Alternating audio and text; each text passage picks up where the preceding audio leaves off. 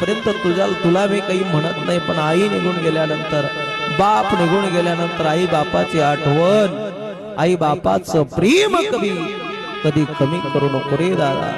हे फक्त एक घोडी बहीण मागते. एवढा मागण्याचा अधिकार त्या बहिणीला आहे. सण दिवाळीचा आला त्यावेळेला बहीण भावाची वाट पाहते. सण येता दिवाळी जमतील लेकी बाडी, मग तिची रे माया माहेरची मी केली तयारी, जाईल रे वाया.